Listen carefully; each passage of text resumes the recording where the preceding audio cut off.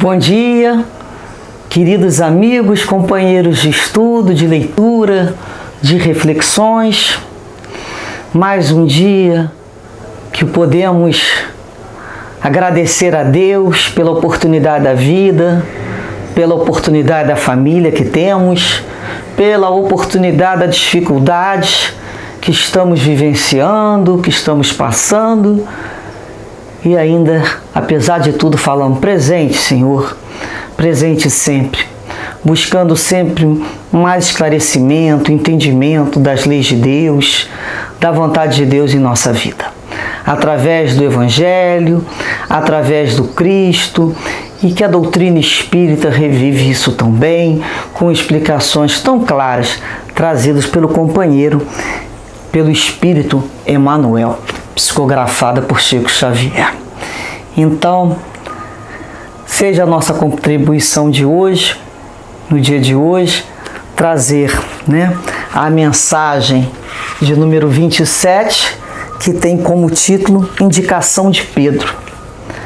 Então eu coloco aqui o discernimento entre o bem e o mal e sugiro aqui a leitura do Livro dos Espíritos, da 629 em diante.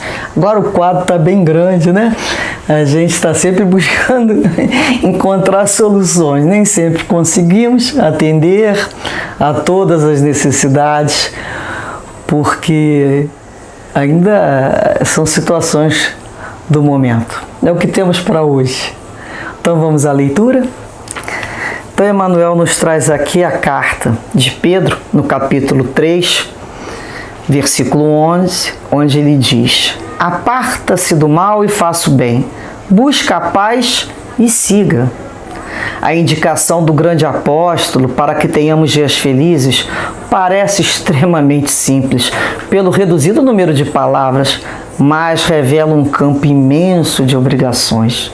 Não é fácil apartar-se do mal, consubstanciado nos desvios inúmeros de nossa alma, através de consecutivas reencarnações. E é muito difícil praticar o bem, dentro das nocivas paixões pessoais que nos empolgam a personalidade. Cabendo-nos ainda reconhecer que, se nos conservarmos envolvidos na túnica pesada de nossos velhos caprichos, é impossível buscar a paz e segui-la. Cegaram-nos males numerosos, aos quais nos inclinamos nas sendas evolutivas e, acostumados ao exclusivismo e ao atrito inútil, no desperdício de energias sagradas, ignoramos como procurar a tranquilidade consoladora. Esta é a situação real da maioria dos encarnados e de grande parte dos desencarnados que se acomodam aos círculos do homem, porque a morte física não soluciona problema que condizem com o foro íntimo de cada um. A palavra de Pedro, desse modo, vale por desafio generoso. Nosso esforço deve convergir para a grande realização. Dilacere-se-nos o ideal, ou fira-se-nos a alma, apartemo-nos do mal e pratiquemos o bem possível. Identifiquemos a verdadeira paz e sigamo-la. É tão logo alcancemos as primeiras expressões do sublime serviço, referente à própria edificação, lembramo-nos de que não basta evitar o mal, e sim nos afastarmos dele, semeando sempre o bem, e que não vale tão somente desejar a paz, mas buscá-la e segui-la com toda a persistência de nossa fé. Emmanuel nos traz uma luz tão importante nessa passagem dessa carta de Pedro. Aparta-se do mal e faça o bem, busca a paz e siga. Uma coisa simples, né? A gente pensa assim, é coisa simples. Pouquinhas palavras, tá aí. E Jesus ainda foi mais simples, lei de amor. Quantos séculos, milênios, quantas reencarnações, quantas existências, tentando colocar isso em prática, entender isso na realidade e não ficarmos repetindo. Repetir é fácil. A gente lembra quando a gente vai lá com um problema no organismo, no médico, o médico fala assim, olha, a dieta é só você fazer essa dietinha aqui, fazer essas atividades, é uma coisa muito simples. Ah, é? Pô, é tranquilo. Mas vai lá todo dia fazer, vai ser perseverante. Levantar cedo, fazer aquela caminhada, abrir mão dos alimentos que você gosta, é para sua saúde. A gente já sabe, né? Mas a gente vai até buscar, não funcionou. Eu vou procurar outro médico. Eu repeti quase a mesma coisa. Mas não funcionou aquele médico. Eu vou procurar outro médico. Na realidade, o problema não foi da regra. Porque é quase a mesma coisa. O problema é que nós não conseguimos colocar isso dentro da gente. O médico fala lá, para de utilizar tal um fumo, uma bebida, ou para de se aborrecer, ou tenta mudar a tua forma de viver. Ah, o médico não funcionou. Não, quem não está funcionando? Sou eu na aplicação do conselho médico. Sou eu. Então é que nós temos que olhar e falar, essa responsabilidade é minha. Como é que vamos encontrar isso aqui? Então quando Pedro fala aqui, não é nada, e o Emmanuel começa a falar, não é nada fácil apartar-se do mal. Por quê? Porque foram inúmeras existências que tivemos junto aos vícios, entre as inclinações nocivas. Porque nós nos empolgamos com aquilo, adrenalina. Não tem gente que fala assim, pô, fulano, ai, mas me dá uma coisa boa agir dessa maneira. O que é essa coisa boa, a tal da adrenalina? A pessoa se viciou na adrenalina, a viver, né, a 1000 por hora, a ter aquelas emoções. Não sabe nem mais viver de uma forma tranquila. Ela se viciou naquele comportamento. Ela falou, mas aquele comportamento traz tanta dor para ela, mas ela gosta. Você fala assim, mas gosta daquilo, gosta, ela gosta daquela adrenalina. Olha que interessante. E aí a gente vai entender os males numerosos, né? Mas é que a gente poderia resumir que sempre a base de todos os nossos males se encontra no egoísmo, no orgulho e na vaidade. Esse tipo de pensamento nos levou a quantos atritos, né, pelas vidas afora. Desperdiçamos inúmeras energias, porque a gente tem energias sagradas que nós não vamos repor, não tem como repor. Algumas energias, a energia física a gente consegue repor através de uma boa alimentação, através de um bom sono. Não é que a gente fala? Um bom sono repõe muita energia. Alimentação, descanso, uma atividade junto ao sol, algumas energias. Agora, algumas energias sagradas, não. Nós estamos queimando energia. Se a gente ganhou X quanto lá de combustível, e a gente vê como é que desperdiçou esse combustível. Como é que foi que eu estou queimando isso? Não vê quem tem carro tem que estar sempre lá observando se está sendo um consumo maior do que o fabricante prevê. Por quê? Porque está tendo escapamento ali. Então a gente começa a ver onde é que está tendo escapamento. Será que sou eu que estou deixando isso escapar? Não estou reparando a válvula dentro de mim? Eu ainda não tenho condições de fazer essa percepção? Então eu tenho que ter, porque eu estou me desgastando. Aí a gente fala, eu me acabei. Mas acabou por causa de que está se acabando? Para reparar, vê se isso vai valer a pena daqui a X anos. Não, bobagem. Geralmente é bobagem. As nossas questões ainda, depois quando a gente olha para trás e fala, nossa, como eu me acabei naquilo ali. Hoje eu sei resolver melhor, mas antes eu não precisava me acabar. É assim que a gente vai aprendendo. A gente vai aprendendo, não é nos poupar, nós viemos para nos desgastar sim, mas com coisas que sejam úteis, que sejam saudáveis para o outro, que façam benefício para alguém. Então a pessoa que se desgasta velando um doente no hospital, ajudando numa campanha, é diferente de uma pessoa que está se desgastando, virando à noite, né, bebendo, fumando, em papo furado, gastando a saúde. São completamente diferentes essas energias. Então a gente tem que ter esse entendimento, sim. A gente tem que ter inteligência para utilizar nossas energias.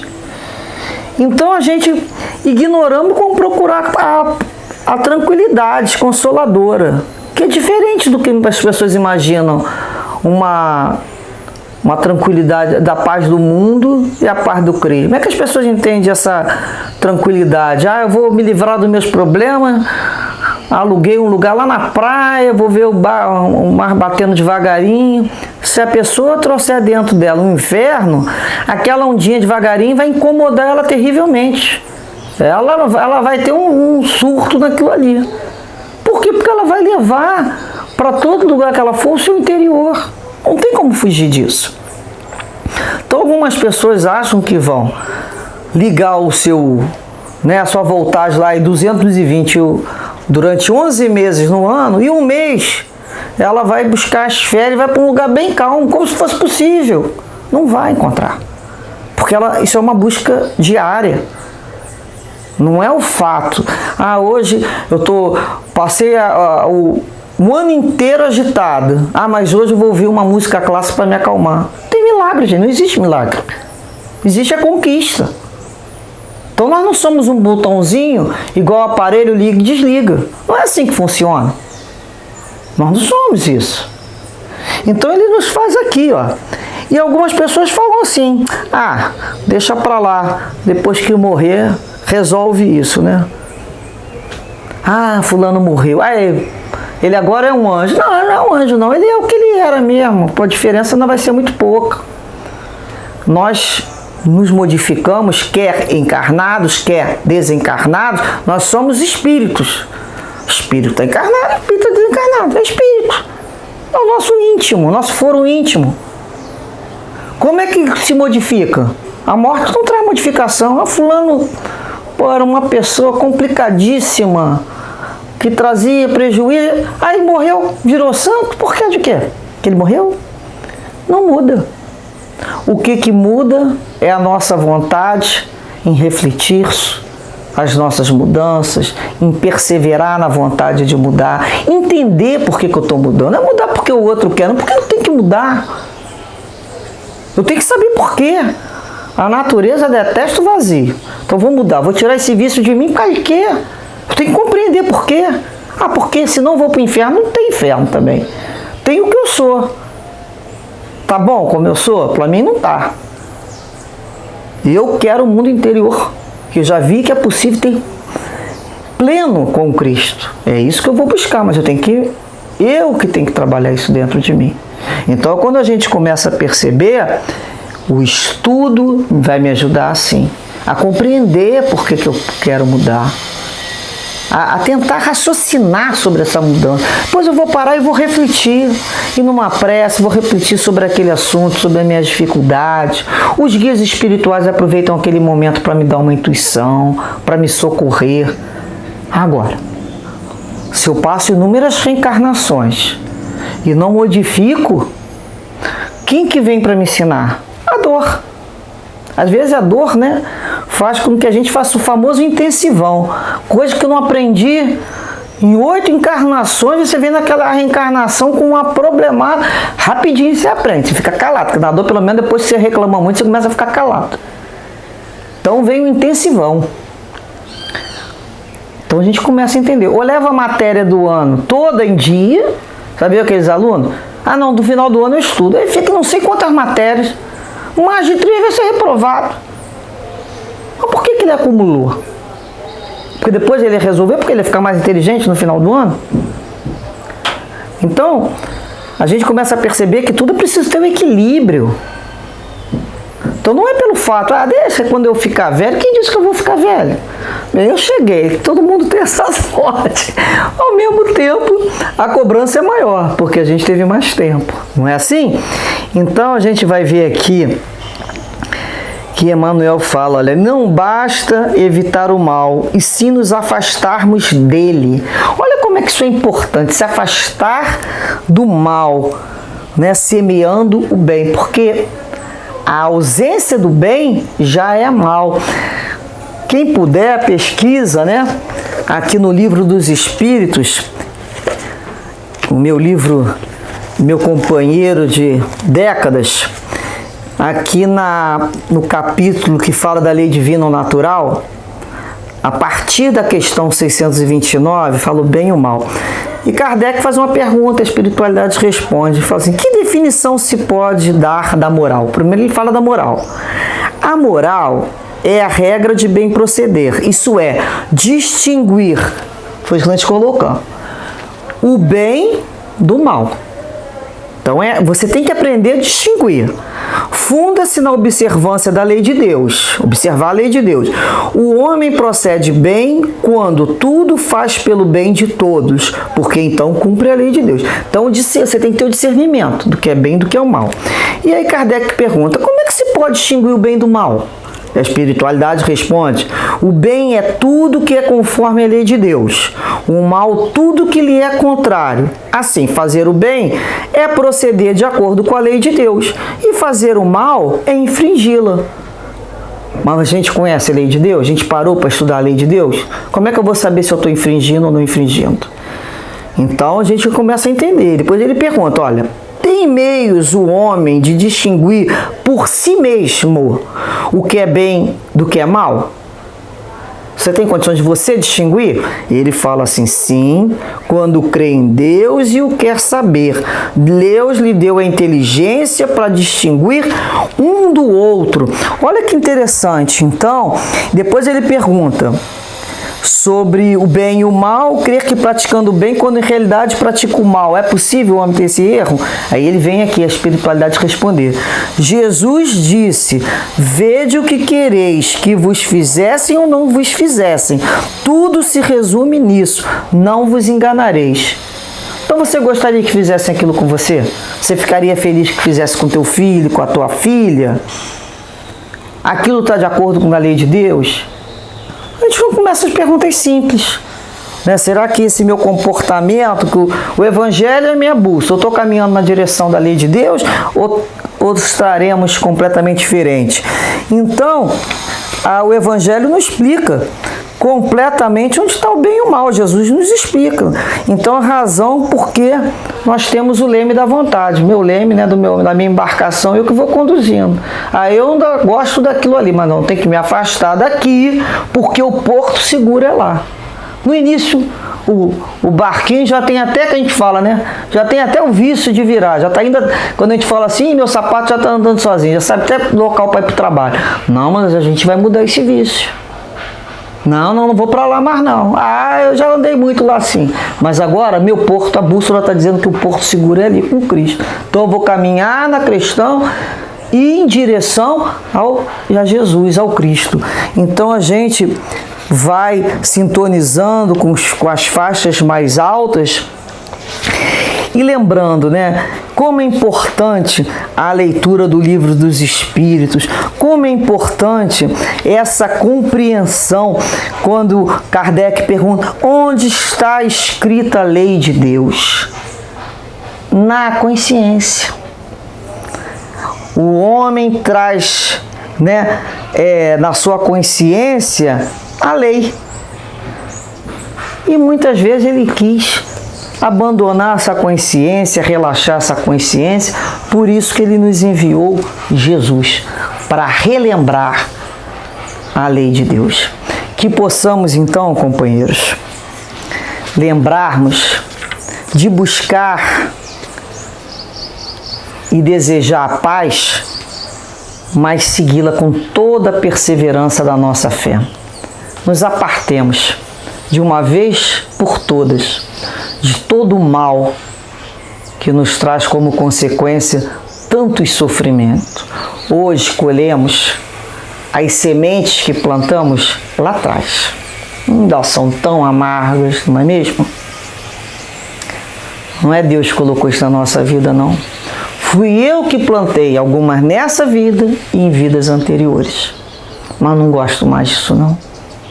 Eu agora estou plantando novas sementes. Ainda não deu para dar frutos. Tudo tem um tempo para ser. E eu tenho que aprender a respeitar o tempo da semente que eu estou plantando em mim, com a certeza absoluta que essa árvore será abundante e de frutos muito doces. Desejo a todos uma excelente semeadura com as sementes do Evangelho em vossos corações. Muita paz com Cristo para todos e para as vossas famílias. Graças a Deus.